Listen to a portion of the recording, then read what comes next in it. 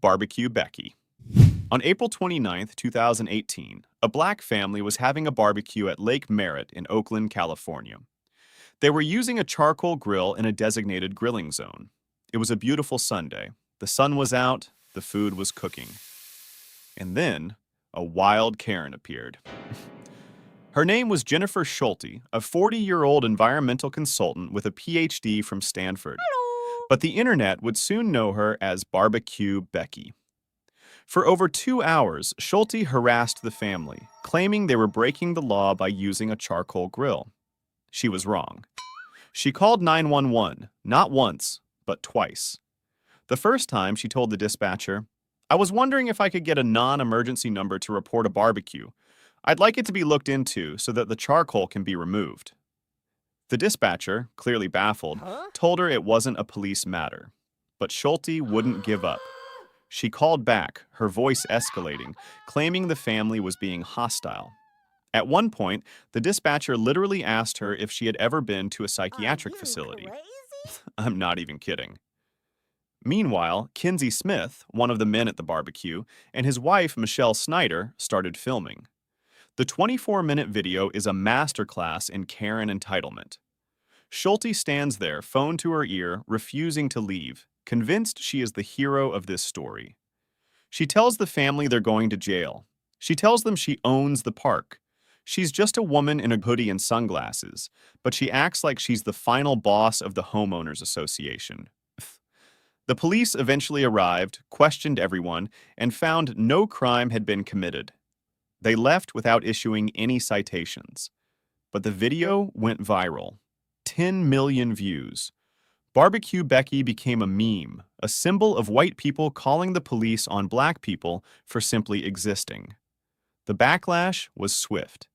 Schulte's face was plastered on posters. People organized a massive barbecuing while black event at the same spot in Lake Merritt. Dave Chappelle even roasted her in his stand-up special. She never got arrested, but she got something worse. She became a permanent joke. And all because she couldn't stand the sight of someone else having a good time. The Queen's Guard. Okay, so this next one isn't a single Karen. It's a whole species of them. The tourist Karen. And their natural habitat is outside Buckingham Palace in London. Their prey? The King's Guard. You know, the guys in the big fuzzy hats with the stoic faces and the giant horses. For some reason, tourists think these guys are Disneyland characters. They think the horses are friendly ponies. They are not. And there are signs everywhere. Big, red, capital letter signs that say, "Beware, horses may kick or bite." But Karens can't read. Or they just don't care. In July 2024, a woman walked right up to a horse to pose for a photo. The horse, clearly annoyed, swung its head and bit her right on the arm. She screamed, stumbled back, and then nearly fainted. The whole thing was caught on camera, of course. In another video, a woman literally tries to grab the horse's reins. The guard, who had been silent until then, just screams, "Get off!" at the top of his lungs. The woman jumps back like she's been electrocuted. My favorite, though, is the one from June 2025. A guard warns a tourist 3 times to back away from his horse. The tourist ignores him. So the guard just charges the horse at him. The tourist scrambles away, finally getting the message. It's a constant battle. Tourists touching the reins, getting too close, putting their kids on the horses. One video from February 2024 shows a horse biting a tourist's jacket and just not letting go. The guy is just stuck there, attached to a horse, looking helpless. What the hell, man? These guards are active duty soldiers. Their horses are highly trained military animals. They are not props for your Instagram. But every single day, a new Karen is born, ready to risk it all for a selfie. And every single day, a horse or a guard has to remind them very, very loudly that they messed with the wrong people. Or, you know, the wrong horse. The Hazie's Brawl. This one's a doozy. December 15th, 2025. Hazie's restaurant in San Francisco. Enter Shireen Afkari, 32, and her partner, Christian Brookman. They were, to put it mildly, wasted. They started being verbally abrasive with the staff, just classic entitled behavior. The manager, seeing where this was going, tried to escort them out. But Afkari wasn't having it. She decided the best course of action was to run into the kitchen and behind the bar to yell at the employees. That's when things went from bad to worse. She attacked a coworker, who, in self-defense, slammed her to the ground. The staff managed to get them outside, but the chaos continued. Afkari started kicking the bartender, Miguel Marchese, and then grabbed his hair, wrapping it around her hand and pulling for dear life. So Marchese, in a moment of pure, desperate genius, grabbed her phone and threw it down the street, hoping she'd chase it like a rabid dog going after a bone. It worked. He got free and then tripped her, sending her sprawling onto the pavement. The aftermath was a shit show. Afkari was arrested for public intoxication and fired from her job at Strava. But then, the restaurant fired Marchese, the bartender who was attacked, calling him an insurance liability for tripping the customer. They offered him $5,000 to shut up about it. He told them to shove it. No! The public was outraged. People were hugging Marchese on the street. He filed a wage theft claim against the restaurant, which is now under investigation. What the fuck, bro? And the cherry on top? In January 2026, the DA announced that Afkari wouldn't face any charges. So, to recap, she gets drunk, attacks multiple people, gets a bartender fired, and walks away with nothing. Marchese, the guy who got assaulted, lost his job. Sometimes, even when a Karen gets what's coming to her, she still manages to take someone else down with her. The Park Ranger. October 25th, 2024. Pioneer Park in Puyallup, Washington. A family is celebrating a quinceañera. If you don't know what that is, it's a traditional Latin American coming-of-age celebration for a girl turning 15. It's a big deal. Music, food, decorations, family from all over. Everyone's dressed up. Everyone's happy. And then, Jennifer Vincent, 48, shows up. She starts yelling at the family, telling them to go back to their country. She walks straight up to a 14-year-old boy who is black and Hispanic and starts screaming racial slurs directly in his face. The N-word. Beaner. Just the worst, most vile stuff you can imagine. This kid is 14. He's at a birthday party, and a grown woman is standing over him screaming slurs like she's auditioning for the most hated person in the Pacific Northwest. She then shoves the teenager. He shoves her back in self-defense. Shut up! And what does Vincent do?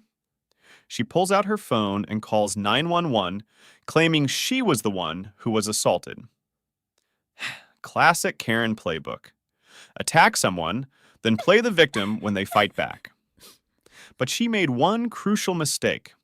She did this in front of an entire quinceañera. There were dozens of witnesses, families with cameras, kids who saw the whole thing. And every single one of them told the police the same story. Vincent was the aggressor. The 14-year-old was just defending himself. When the police arrived and tried to arrest her, she resisted. Of course she did. The entitlement doesn't stop just because the handcuffs come out. The police body cam footage is, a masterclass in delusion. She's screaming, crying, acting like she's the one being wronged, even as multiple witnesses are literally pointing at her saying, "She started it. We saw everything."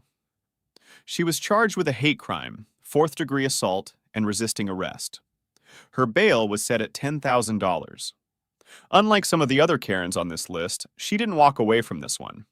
The consequences were real, and they were immediate. The gas station slap. June 2020. Peak COVID. Peak mask mandates. Peak Karen season. A super pumper gas station in Phoenix, Arizona. A woman named Karina Rodriguez is at the counter, minding her own business, trying to pay for gas. And then, Tamara Harrion, 61, walks in. No mask. Now, at this point in the pandemic, masks were required in most stores. There were signs on the door, there were announcements, there was no way you didn't know.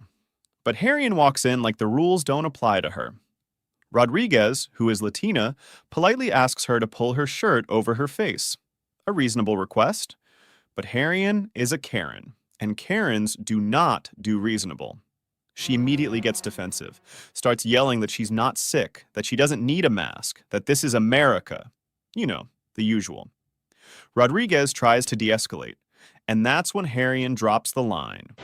Go back to Mexico. Rodriguez, who was born in the United States, is having absolutely none of it. She fires back, you need to go back to your country. Harrian doesn't back down. She gets right in Rodriguez's face, chest bumping her, getting more and more aggressive. The whole thing is being filmed by another customer. Rodriguez warns her, you need to back the fuck up. Harrian doesn't.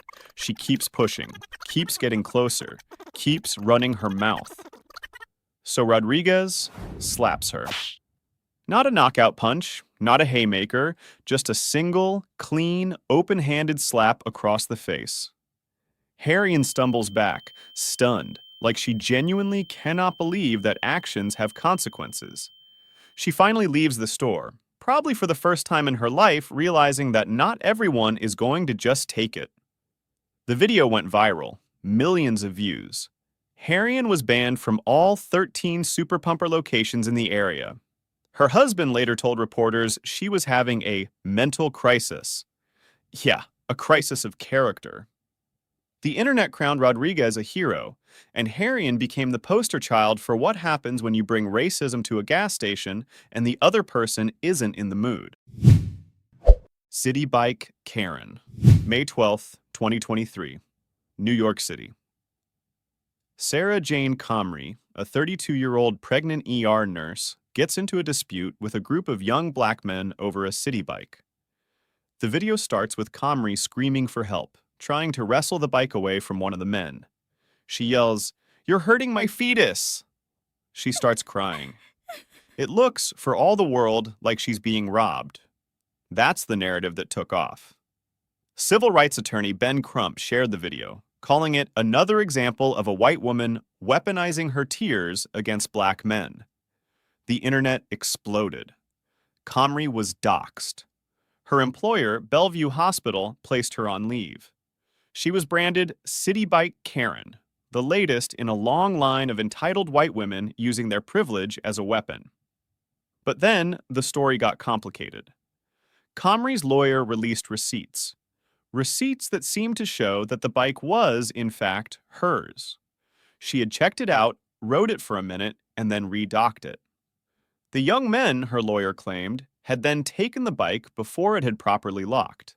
So she was trying to take back what was rightfully hers.